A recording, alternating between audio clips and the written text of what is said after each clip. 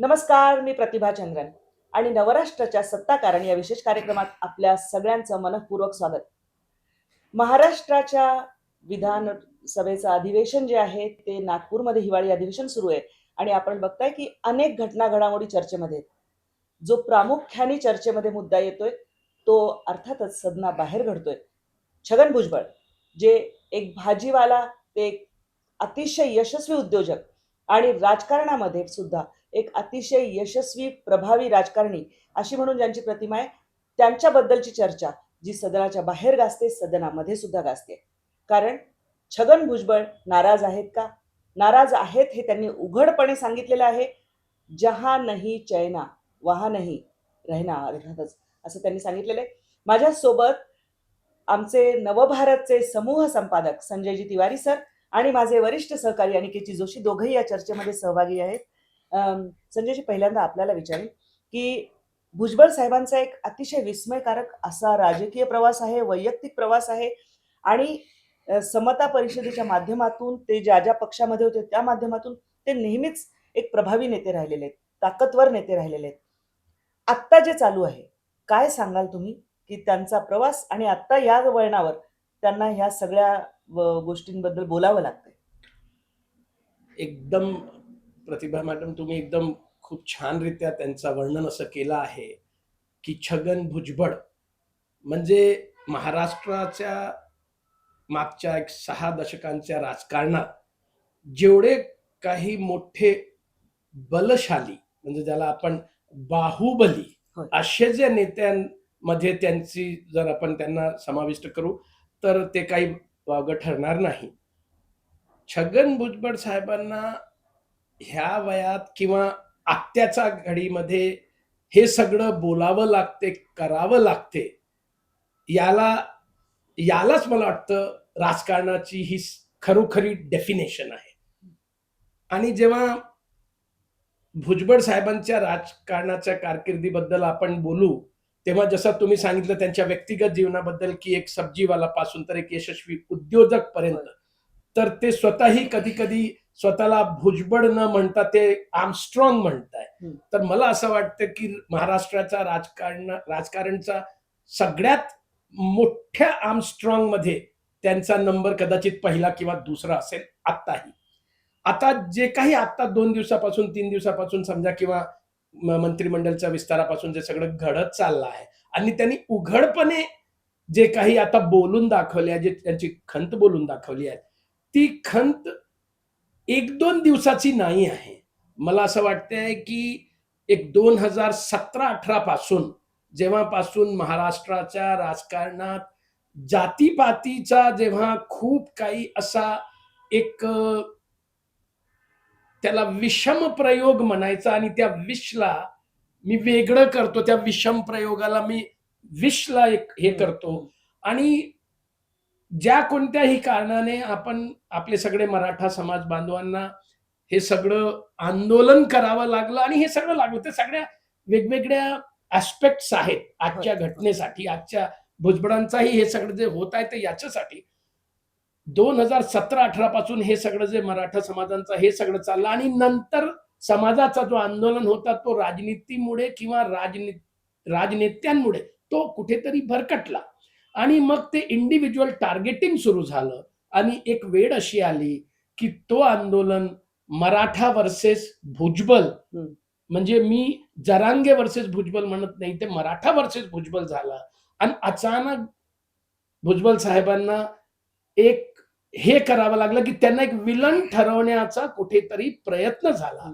त्याच्यात फक्त मराठा आंदोलनकारी नव्हतेच, त्यामागे खूप मोठा एक असं राजनेत्यांचा किंवा मोठ्या लोकांचा पण एक असा वर्ग होता ज्यांना माहित होतं की छगन भुजबळ ह्या आर्मस्ट्रॉंग व्यक्तीला कुठेतरी आपण त्यांची बाह मोडली पाहिजे किंवा त्यांचे हात मोडले पाहिजे किंवा त्यांचा बळ हिसकलं पाहिजे. ते कुठेतरी टार्गेट झालं. ह्या सगळ्या गोष्टींना न घाबरता त्यांनी ओबीसींची आवाज जे मागच्या मला असं वाटतं की 1980 पासून ते कंटिन्युअसली जेव्हा ते शिवसेनेत होते, जेव्हा ते नंतर काँग्रेसमध्ये आले, मग नंतर पवार साहेबांसोबत गेले, पण ह्या सगळ्या 4-5 दशकात त्यांनी आपली कुठेतरी ताकद, आपला कुठेतरी बळ कमी पडू नये किंवा आपल्या राजकारणाचा जो काही प्रायोरिटी, जो काही प्राथमिकता आहे, ते कुठेतरी आपल्या समाजाने भुगतलं नाही पाहिजे. म्हणून त्यांनी महात्मा फुले समता परिषद ही राज्यव्यापी किंवा मला तर असं वाटतं की देशव्यापी. राष्ट्रव्यापी अशी एक संघटना त्यांनी मजबूतरित्या बांधली. ती संघटना त्यांनी मजबूत ठेवली. म्हणून मला असं वाटतं की ती जी संघटना आणि ज्या लोकांप्रती ते उत्तरदायी आहेत, ज्या लोकांमध्ये, ज्या कॅडरसाठी, ज्या समाजासाठी जे लढत आहेत, त्या समाजासाठी जे उत्तरदायी आहेत आणि त्या समाजाला ज्या काही करायचं होतं त्या ते कुठे ना कुठेतरी मंत्री बनूनच करता येईल. कारण की जेव्हा आपल्या समाजाला किंवा आपल्या लोकांना न्याय देण्याचा हे असतो, म्हणजे हे येतो, वेळ येतो, वेळ येते. हो. तेव्हा तो मंत्री झाल्याशिवाय होत नाही. हम्म. तर मंत्री बनणे भुजबळ साहेबांसाठी मला वाटतं असं काही इगोची गोष्ट नाही आहे.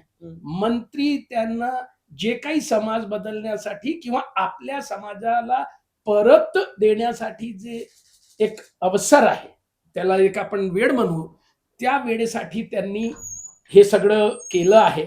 आणि मला वाटतं की आज त्यांना जर ते बोलत जे आहेत, होय. तर ते मागच्या 6 महिन्यापासून म्हणजे लोकसभेच्या आदल्या 2 महिन्याच्या आधीपासून त्यांना जे टार्गेट, इंडिव्हिज्युअल टार्गेट केल्या गेल्या, मला असं वाटतं तेव्हापासून पण त्यांना जाणून बुजून डावलण्याचा आणि जाणून बुजून त्यांना टार्गेट करायचा एक काम सुरू झाला. म्हणून मला सध्या तरी आज भुजबळ साहेब वाट चुकताय का, काही चुकीचं करताय का, किंवा त्यांचा मंत्रीपदासाठी हा सगळं अवतार अट्टहास. घेणे, अट्टहास करणे, हा काही म्हणजे त्यांना खूप लालच आहे, खूप स्वार्थ आहे, मला असं तरी वाटत नाही.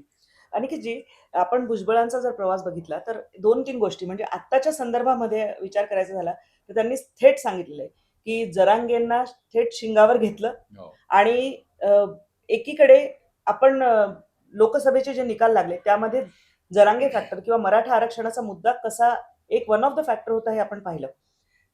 ते सगळं बदलून भुजबळांनी ज्या पद्धतीने ओबीसीचं एक ताकद म्हणा ती एकत्रित केली, भाजपाने अर्थातच त्याला बळ दिलं आणि ते एकत्र आले. या सगळ्या पार्श्वभूमीवर मंत्रीपद, जसं सर म्हणत होते की मंत्रीपदांचं त्यांना काही हे असण्याची गरज नाही. त्यांनी गृह मंत्रालयापासून अनेक मंत्र, म्हणजे उपमुख्यमंत्री ते होते, गृह मंत्रालय होते, महत्वाची सगळी खाती त्यांच्याकडे अनेक Housing होती, हाऊसिंग होतं. अशा याच्यामध्ये तो नाही, पण त्यांना डावलल्याचं दुःख कुठेतरी आहे का, किंवा जो एक एखादा पक्ष म्हणजे अजितदादांच्या गटामध्ये ते आहेत, तर त्यामध्ये एखादा पक्ष एक आपली एक कोर कमिटी बनवतो की ज्याच्यामध्ये त्या व्यक्तीला सन्मानाने विचारलं जातं, ते त्यांचा सन्मान त्यांना दिला नाही, हे जास्त दुःख असेल असं वाटतं. अगदी खरं आहे. पण त्यात मला बोलण्यापूर्वी संजयजी म्हणत होते, हो. त्यात थोडीशी सुधारणा अशी करायची आहे की बाहुबली असं म्हणणं हे थोडा अन्याय त्यांच्यावरती होईल. कारण बाहुबली हा शब्द हा उत्तरेच्या राजकारणामध्ये ज्या पद्धतीने वापरला जातो तसा प्रकारची बॅकग्राऊंड भुजबळांची नाही. दक्षिणेत बाहुबलीचा अर्थ वेगळा आहे वेगळा हा. आहे. आणि दक्षिणमध्ये ते- बाहुबली म्हणजे महानायक. आपण तसे बाहुबली नक्की आपण आहेत. नाही. दक्षिण आणि उत्तरेच्या मध्यात हा, आहोत. म्हणून आपण बाहुबली, बल म्हणजे भुजबळांचं भुजबळांचं बल, बळ. बळ, तर बाहू ते- म्हणजे भुज. ते बळ त्यांच्याकडे प्रचंड आहे आणि त्यांनी ते वारंवार दाखवून पण दिलेलं आहे. त्यांनी पहिलं म्हणजे आव्हानात्मक अशा प्रकारे बाळासाहेब ठाकरेंना एक आव्हान देणं हो. आणि तत्वावरती, हो. म्हणजे मंडल आयोगाला तुम्ही विरोध करता, याला माझा विरोध आहे आणि मंडल आयोग लागू झाला पाहिजे अशी भूमिका शिवसेनेमध्ये घेऊन, जेव्हा बाळासाहेब ठाकरेंना जातीपातीचं राजकारण अजिबात मला चालणार नाही, मला मान्य नाही, मी जात मानत नाही, अशा प्रकारे त्यांची भूमिका होती. ती एकापर्यंत बरोबर होती. बरोबर. म्हणजे बाळासाहेब ठाकरेंनी त्यांच्या कुठल्याच, भुजबळांना पण कधी विचारलं नसेल की तू माळी कोणत्या जातीचा आहेस का जातीचा? कुठल्या जातीचा आहेस. एखाद्या निवडून आलेला व्यक्ती त्यांच्याकडे गेला आणि त्याच्या कार्यकर्त्यांनी सांगितलं की हा अमुक जातीचा, तेव्हा बाळासाहेब म्हणायचे की अरे त्याची अमुक, म्हणजे खरोखरच जातीपातीच्या पलीकडे राजकारण करण्याचा प्रयत्न बाळासाहेबांनी केला. पण मंडल हा एक असा विषय होता की त्याच्यामध्ये ठाम भूमिका घेणं हे भाग होतं, ती शिवसेनेने तेव्हा घेतली नाही. ती घेऊन भुजबळ हे उभे राहिले आणि त्यांनी बाळासाहेब ठाकरेंना एकापर्यंत आव्हान दिलं. याच नागपूरमध्ये संजय सरांना आठवत असेल तेव्हा आम्ही सगळेच सगळेच तेव्हा होतो. रिपोर्टिंगच्या मध्येच होतो. तर आणि शपथविधीला पण गेलो होतो. नागपूरमध्ये प्रचंड मोठं नाट्यमय अशा घडामोडी घडल्या. बाहुबली सारखं झालं होतं. तेव्हा बाहुबली उलट्या बाजूने हा, होते. उलट्या बाजूने होतं. शिवसेनेमधून तलवार घेऊन जे आले होते त्याच्यामध्ये हा, एखादे शिंदे पण कदाचित सगळे- होते कदाचित correct. होते हा. आनंद दिघे होते. स्वतः. हा, त्यामुळे त्यांचे शोधत सगळेच होते. कार्यकर्ते शोधत होते. त्यांचे सगळे कुठे कार्यकर्ते भेटलं असतं तर पाडलंच असतं कुठेतरी. ते प्रचंड झालं होतं. तर त्या सगळ्यातून बाहेर पडून आपली एक भूमिका ठाम ठेवून आपल्याबरोबर काही लोकांना घेऊन शेवटी ते बाळासाहेब चौधरींच्यामुळे, मधुकरराव चौधरींच्या अध्यक्षीय हुशारीमुळे होय. त्यांच्या आमदारक्या वाचल्या वाचल्या. सगळ्यांच्या. हम्म. पक्ष फुटला नाही त्या अर्थाने, जसा आत्ता फुटला तसा तेव्हा नाही फुटला. हम्म.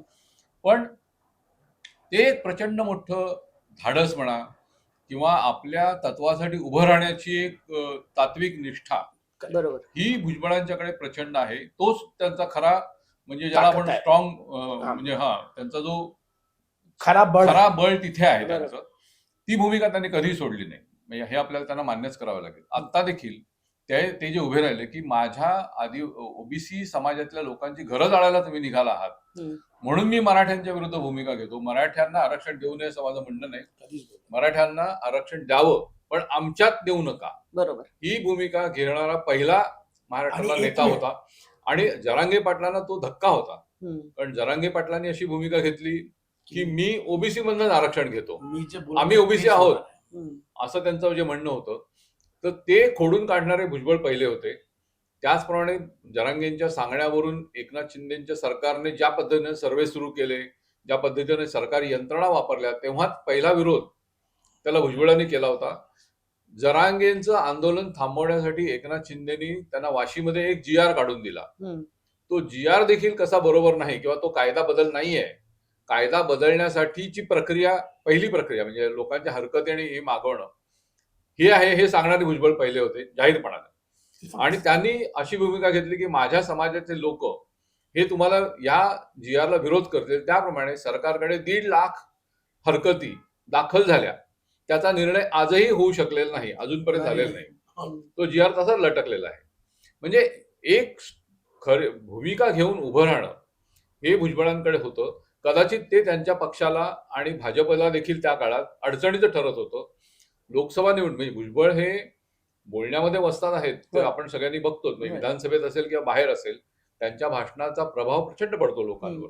त्या अर्थाने ते लोकनेता आहेत. त्यांची प्रचारासाठी महायुतीच्या सगळ्या उमेदवारांकडे जाण्याची इच्छा होती. पण ते स्वतः म्हणायचे, त्यांना त्याची खंत आहे, आजही आहे, की लोकसभा निवडणुकीमध्ये मला फार क्वचित लोकांनी बोलावलं.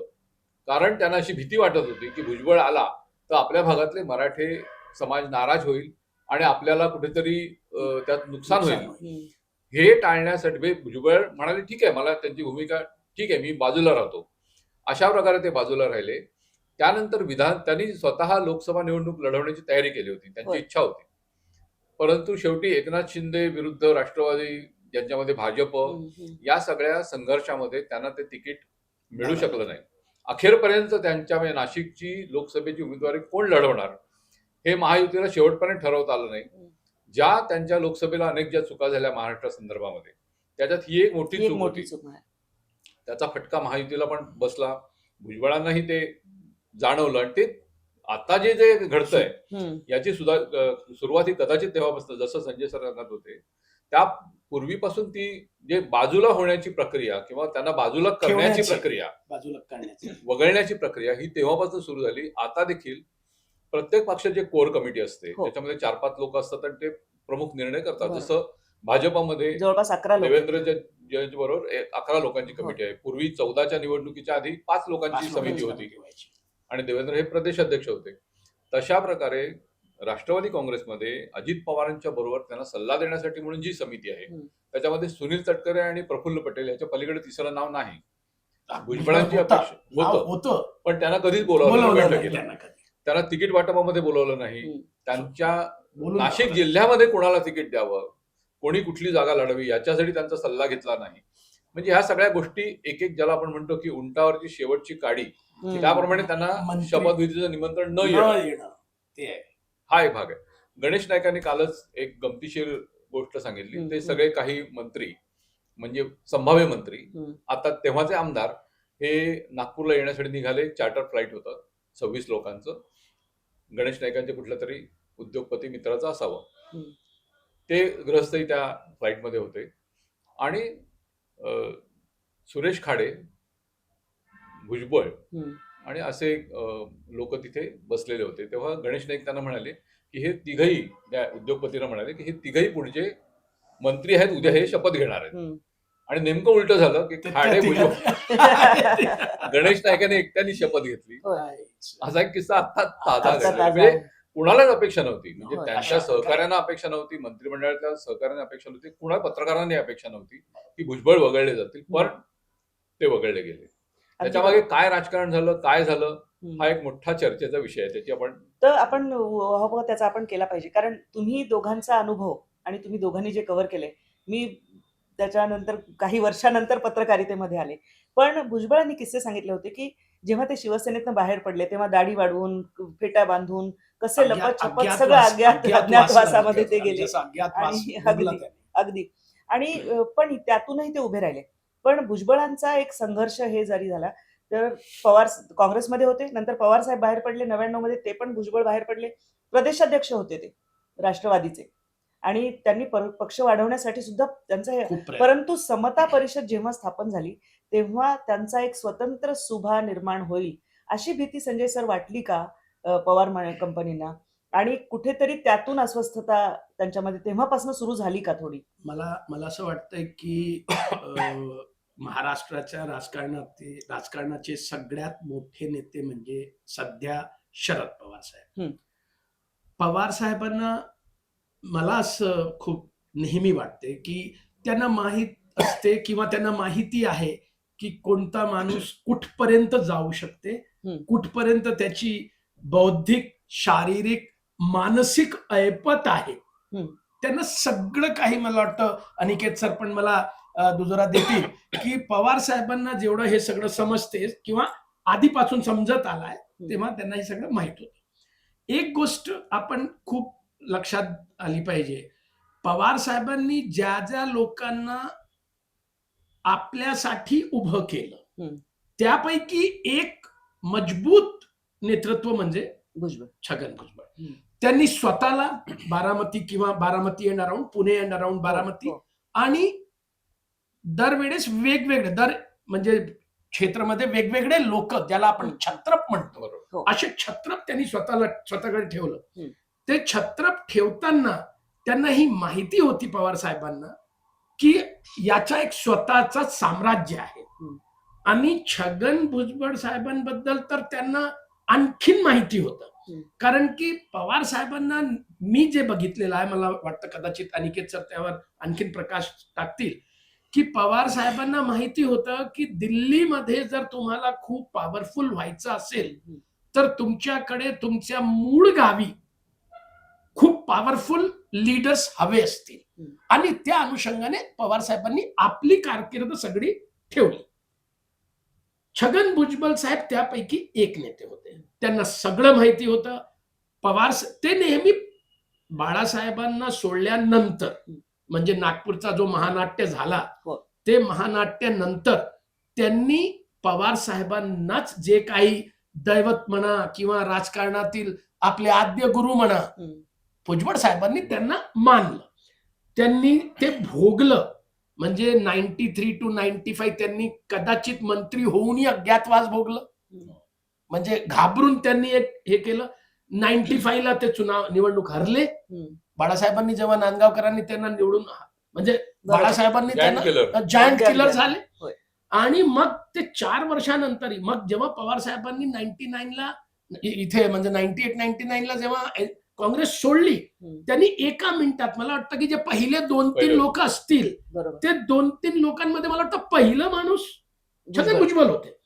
पवार साहेबांनी ही भीती, पवार साहेब, मला वाटत नाही की पवार साहेब पॉवरफुल लोकांना भेट होते हे मला माहित नाही, पण मला हे माहित आहे की कोणी पाठीत खंजर खुपसे त्याबद्दल पवार साहेबांना सगळी माहिती होती. म्हणून त्यांना कधी पवार साहेबांनी त्या लोकांना, मी कोणाचं नाव घेत नाही, आपण सगळे जाणकार आहात, त्यांना कधी पवार साहेबांना पॉवर दिलं नाही.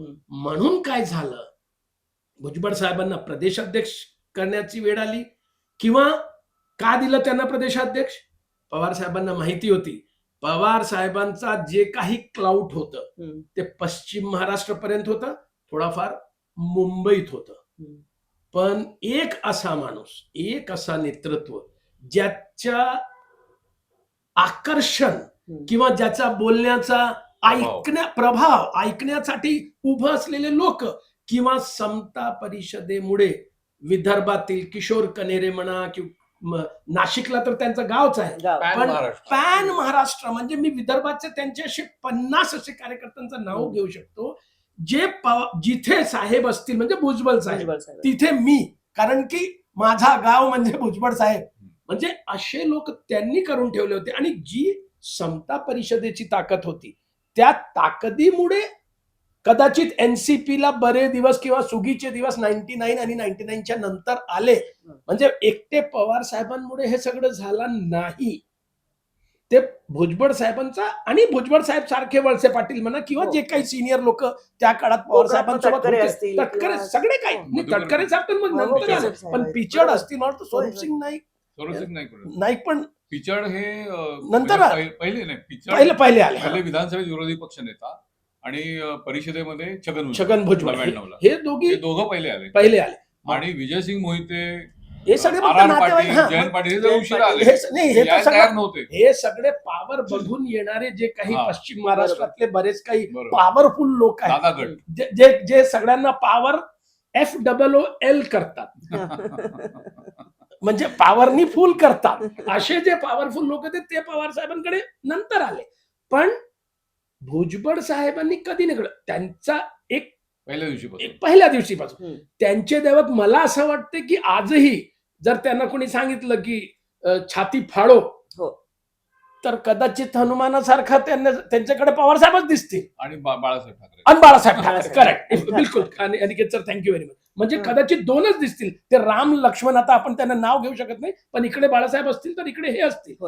माझं असं म्हणणं आहे की त्यांची ताकद म्हणजे जे भुजबळ साहेबांचा जो बळ आहे, ते जे बळ आहे ते कोणत्याही अशा राजकारणीला, अशा कोणत्याही नेत्याला घाबरण्यासाठी, भीती बाळगण्यासाठी पुरे आहे.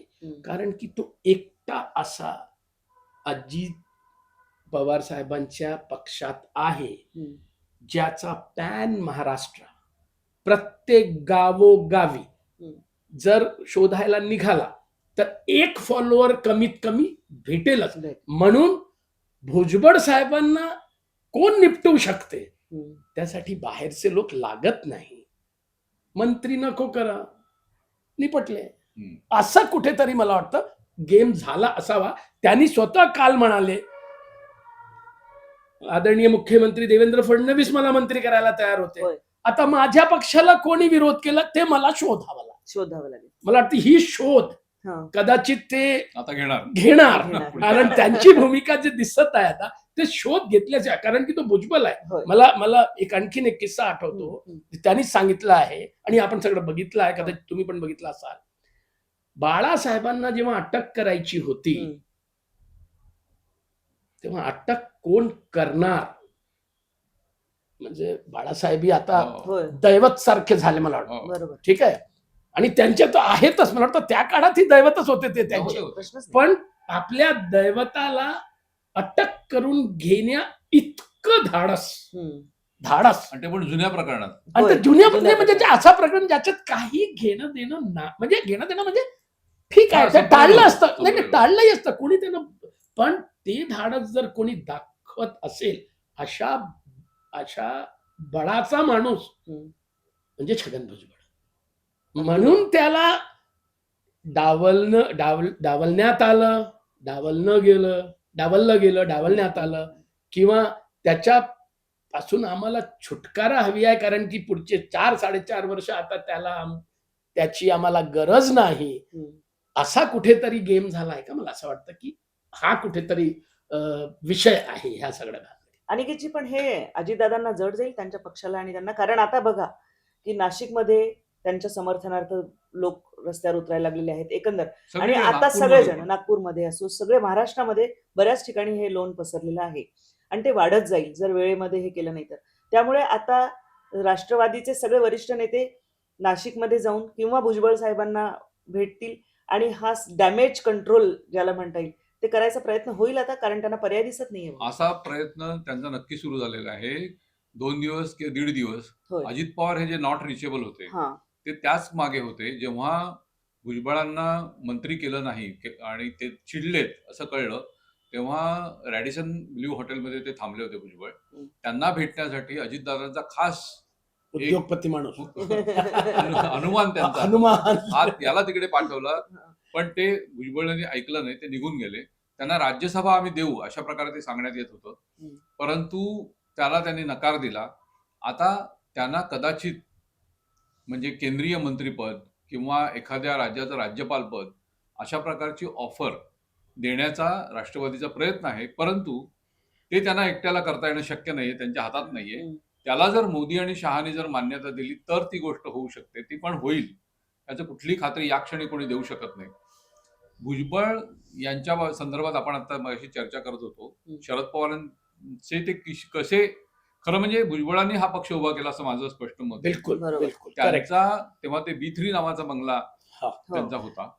तर पक्ष स्थापन करण्यासाठी ज्या काय गोष्टी कराव्या लागतात, म्हणजे दिल्लीमध्ये निवडणूक आयोगाकडे अर्ज करणे, त्या अर्जाबरोबर 1000 लोकांचं शपथपत्र सिग्नेचर द्यावं लागतं की आम्ही हा पक्ष काँग्रेस सोडलेला आहे आणि आम्ही आता राष्ट्रवादी काँग्रेस वेगळा पक्ष आम्हाला काढायचा आहे. हे शपथपत्र घेणं, ते बनवणं, नंतर तिथे निवडणूक आयोगाकडे काय चिन्ह मागायचं, हे सगळं भुजबळांनी ठरवलं होतं. त्यांनी ते घड्याळ, सांगितलं की घड्याळ पण त्याचं डिझाईन त्यांनी स्वतः आणि बनवलं. भुजबळ साहेबांचीच ती कुठेतरी हा. हे होती. हातातलं घड्याळ हे त्यांनी दिलं होतं. ते निवडणूक आयोग देऊ शकत नाही म्हटल्यावर हे घड्याळ होती हा. गांधीजींची घड्याळ तर त्यांनी ते ठरवलं. त्याला वरती ते 2 हे घराचे काटे आला काढून बाजूला. तो त्यांच्या बंगल्यावरती त्यांच्या ठरवलं. समोर बनवलेलं ते डिझाईन ते घेऊन मग काही लोक दिल्लीला गेले. म्हणजे इतक्या तयारीपासून, इतक्या लहान ह्याच्यापासून, नंतर त्या Micro. पक्षाच्या स्थापनेसाठी शिवाजी पार्कला मेळावा घेणं, त्याची बैठक षण्मुखानंद सारख्या मोठ्या सभागृहात घेणं, हे सगळं केवळ आणि केवळ भुजबळांच्यामुळे झालं. भुजबळांच्या बरोबर त्यांचा समीर भुजबळ मुलगा किंवा त्यांची समता अच्छा. परिषद, हे सगळे सगळे कार्यकर्ते, सगळे ताकदीने हे सगळे उभे होते. म्हणून शरद पवारांचा पक्ष उभा राहिला आणि म्हणून त्यांना पंतप्रधान पदाची स्वप्न पडू लागली शरद पवारांना. Correct. याच्या कारण भुजबळ होते. पण आता म्हणजे काय म्हणू आपण की 20 वर्षामध्ये त्यांची ताकद कमी झालेली आहे असा पक्षाला अंदाज आला असावा किंवा त्या पक्षाने अशी कल्पना करून घेतली असावी. भुजबळ शरद पवारांच्याकडे परत जातील का आणि त्याच्यामुळे काहीतरी गडबड होईल का म्हणून त्यांना मंत्रिपद दिलं नाही. म्हणजे अनेक शक्यतांची चर्चा लोक करतायत आता. पण भुजबळ स्वतः पुन्हा समता परिषद त्यांची जी आहे, महात्मा फुले समता परिषद, त्याच्या पुनरुभारणीचं काम करण्याला सुरुवात ते करतायत असं दिसतं. नाशिकमध्ये त्यांनी आजच त्याच्या बाबतीत मेळावा घेतलेला आहे. होय. कार्यकर्त्यांशी बोलून मी पुढची दिशा ठरवीन. आपण मगाशी पॅन महाराष्ट्र म्हणून चर्चा करत होतो, हो. पण माझ्या मते बिहार, राजस्थान, दिल्ली, मध्य प्रदेश अशा ठिकाणी समता परिषदेचे लाखांचे मेळावे भुजबळांनी त्या काळात घेतले. घेतले. म्हणजे माळी समाज हा महाराष्ट्रात मोठा आहे, हो. पण त्याला जोड देणारे अन्य समाज जे या सगळ्या उत्तरेतल्या राज्यात आहेत, तिथे जाऊन भुजबळ थडकले. त्यांचं ते वादळ अक्षरशः त्यांनी निर्माण केलं होतं. त्याची भीती काँग्रेसला देखील वाटली होती. म्हणजे भुजबळांना काही करून काँग्रेसमध्ये परत आणा अशा प्रकारची मोहीम ही त्या काळात किंवा काल जे ऑफर केलं तेही म्हणजे तेव्हा सुरू झाली होती. आणि मग त्याला कुठेतरी अडकवण्यासाठी तेलगीचा प्रकरणाचा वापर झाला वगैरे, सगळं मोठं राजकारण घडलं. त्यांना 2.5 वर्ष तुरुंगात राहावं लागलं. हे तुरुंगातच मला संपवतील अशा प्रकारची भीती त्यांना वाटायला लागली. म्हणजे या सगळ्या दडपणामध्ये ते होते. त्यातून ते 19 नंतर पुन्हा बाहेर आले आणि पुन्हा उभे राहिले. आता त्यांच्यावरती पुन्हा एकदा ज्याला आपण म्हणतो डाऊनफॉल अशी प्रकारची वेळ, जसं संजयजी सांगत होते, पण पक्षीय राजकारणामुळे, अंतर्गत विरोधामुळे किंवा कोणाला तरी भीती वाटते म्हणून झालं, अशा शक्यता आहेत. आता ह्याच्यातून भुजबळ काय, ते भुजबळ आहेत स्वतः. त्यांचे जसं ते आर्मस्ट्रॉंग आहे, बरोबर. त्यांच्या मागे जनता आहे, लोक आहेत, आणि ते आम जनता आहे, ते लोकनेते आहेत. तर त्यांना थांबवणं किंवा त्यांना नाराज थांबवणं शक्य होणार नाही. त्यांना नाराज ठेवणं यांना परवडणार नाही. त्यामुळे आता ह्याच्यातून कसा मार्ग काढायचा याच्यासाठी धावपळीमध्ये अजित पवार, प्रफुल्ल पटेल ही मंडळी सगळी आता आहे. एक मेक संजयजी मला दिसते ह्याच्यामध्ये, की भुजबळ जेव्हा त्यांना मंत्रिपद त्यांच्या पक्षाकडून देण्यात आलं नाही ह्याची नाराजी व्यक्त करत असतानाच त्यांनी एक सांगून टाकलं की भाजपाला, खास करून मुख्यमंत्र्यांना मला मंत्रिपद देण्यामध्ये ते आग्रही होते. कसं म्हणजे ह्याच्या कारण काय, रिडिंग बिटवीन द लाईन्स बऱ्याच गोष्टी असतात. बघा मला म्हणजे त्याला जोडून म्हणजे संजय पण हो, सांगतील हो. की लोकसभा निवडणुकीच्या वेळेला भुजबळांनी हे ऑन रेकॉर्ड सांगितलं हा. की की मला मोदी आणि शहानी मला सांगितलं होतं की तुला लढायचं नाशिक तुला लढायचं लढायचंय, आहे, लोकसभा लोकसभा लोकसभा लढायची लढायची अगदी, अगदी. आणि हे मला अजित पवारनी येऊन सांगितलं सांगितलं की की त्यांनी सांगितलंय म्हणून हा. म्हणजे आणि मी हो. कन्फर्म केलं. हा, की ओके. बावनकुळेला विचारलं की बाबा खरोखर असं झालं का, नाही असं पण मग म्हणाले. आता मला पुढचा नाही नाही तुम्ही म्हणजे सांगा पण मी आणि सांगतो पुन्हा म्हणजे विचारा. हा. हा जो प्रश्न आहे हा. म्हणजे बघा मला असा एक म्हणजे पब्लिकली हे सांगणं हम्म. की देवेंद्र फडणवीस मला मंत्री करायला तयार होते, हो. ही गोष्ट वेगळी असते. हम्म. आणि ह्याचा पुढचा संकेत असं की ते भाजपला जातील का, सरळ प्रश्न जे तुम्ही नाही विचारलं, हा. मी तुम्हाला तुमचा हो, प्रश्न बरोबर. सांगतो आणि मी त्याचं उत्तर देण्याचा प्रयत्न करतो. हा.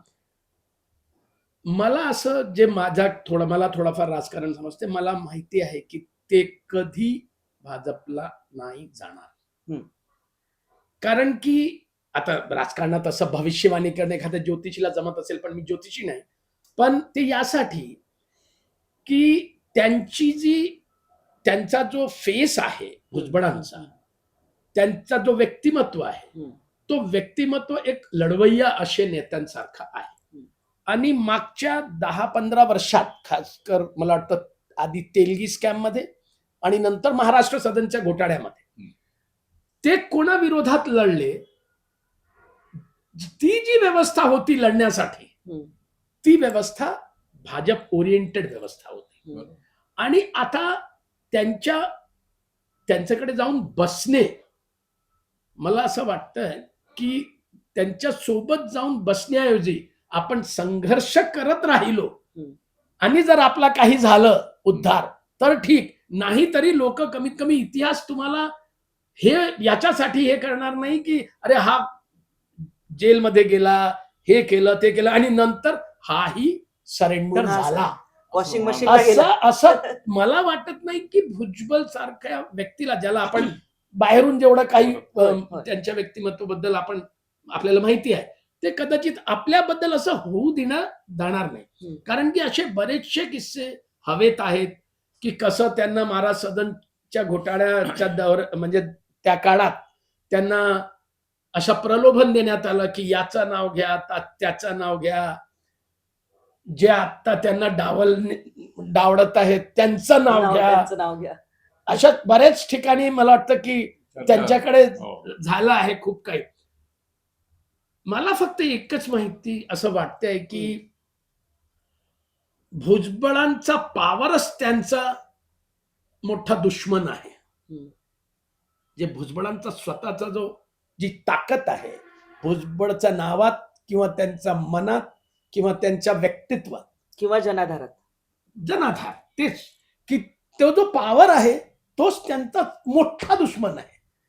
कोणाला तरी भीती वाटते त्याची, बऱ्याच लोकांना वाटतं. म्हणजे आणि ते सगळे असे बरेच लोक आहेत ज्यांची कदाचित स्वतःचा काही जनाधार नाही, ज्यांना मिळालेला जनाधार कुठेतरी लेगेसी म्हणून भेटलं किंवा आई मामा काका बाबा अक्का सगळ्यांकडून भेटलं, किंवा असे ज्यांना कुठेतरी धनशक्ती किंवा मनशक्तीकडून भेटलं, असे जे त्यांच्याकडे किंवा एका क्षेत्र मर्यादित असलेले काही त्यांच्या पक्षातले नेते आहेत, त्यांना असं वाटत आहे की मी कदाचित पक्षाध्यक्ष किंवा राष्ट्रीय अध्यक्ष किंवा मोठं आहे म्हणून हे जे आता भेटलं, हे जे विधानसभेत जे हे भेटलं सगळं रिझल्ट आला त्यांच्या फेवरमध्ये, त्यामुळे आला.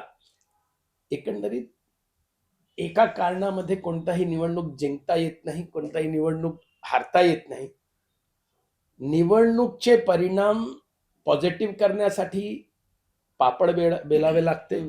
त्यासाठी जसं सरांनी सांगितलं की 99ला कुठे बसून 1000 लोकांचे फॉर्म भरून जाऊन ते पक्ष रजिस्टर करण्यापासून तर पक्षात प्रदेशाध्यक्ष म्हणून गावोगावी फिरण्याबाबत किंवा सदन मध्ये आतमध्ये किंवा सदनच्या बाहेरमध्ये बाहेर. किंवा महायुतीचे तिन्ही दल जे आता हम्म. सध्या महायुतीला आहेत हम्म. ते जेव्हा एक्झिस्टन्सची लढाई लढत होते आणि त्यांना मार्ग सुचत नव्हता, हम्म. म्हणजे जेव्हा आपण मराठे बरोबर. म्हणजे तुम्ही मराठा आंदोलन बोलतच नाही, ते जरांगेचा जो आंदोलन आहे हो. यात त्याचा मार्ग सुचत नव्हतं, हम्म. त्याहून टॉर्च घेऊन या सगळ्यांना बाहेर काढण्याचा मार्ग जर कोणी दाखवला असेल हम्म. तर ते छगन भुजबळ हाच एक माणूस आहे. त्याच्या हाती टॉर्च होता, हम्म. ती मशाल होती. त्या मशालीमुळे महायुतीला सुगीचे दिवस आहे ही कदाचित महायुतीच्या सगळ्याच नेत्यांना चांगल्यारीत्या माहिती आहे. होय.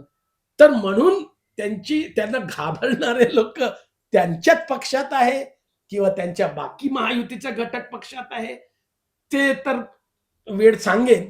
पण एक आहे की भुजबळ हा कधी कोणाच्या कारस्थानावरून हम्म. किंवा एखाद्या स्थितीवरून, मला ज्याला आपण हालात म्हणतो, बरोबर. त्याहून संपवणारा माणूस नाही. तो एकच व्यक्ती त्यांना संपवू शकते, हम्म. ते आहे स्वतः छगन भुजबळ. भुजबळ. अगदी बरोबर. याच नोटवर खरं म्हणजे आपण थांबायला हवं. हो. की भुजबळांना जर संपवायचा प्रयत्न कोणी करत असेल तर त्यांनी लक्षात घ्यायला पाहिजे की जोपर्यंत ते स्वतः ठरवत नाहीत तोपर्यंत त्यांचा जनाधार, त्यांची जी स्वतःची एक ताकद आहे, शक्ती आहे, ती त्यांना संपू देणं शक्य नाही. त्यामुळे आत्ताच जी एक परिस्थिती महाराष्ट्रामध्ये निर्माण झालेली आहे त्यावर मात करून लवकरात लवकर भुजबळ साहेबांना मनवून आपल्या सोबत ठेवण्याचं एक आव्हान जे आहे ते अजित पवारांच्या राष्ट्रवादी सोबत समोर आहेच. तुम्हाला याबद्दल काय वाटतं? भुजबळ साहेबांबद्दलची तुमची जी मतं असतील ती आम्हाला कमेंट बॉक्समध्ये जरूर कळवा. आणि ज्या काही आम्ही बिटवीन द लाईन्स गोष्टी ठेवलेल्या आहेत त्याबद्दल तुमचं मत जे असेल तेही निश्चित कळवा. चॅनलला सबस्क्राईब करायला विसरू नका. तुर्तास मी आमचे समूह संपादक संजयजी आणि अनिकेतजी दोघांसोबत आपली रजा घेते. धन्यवाद. धन्यवाद.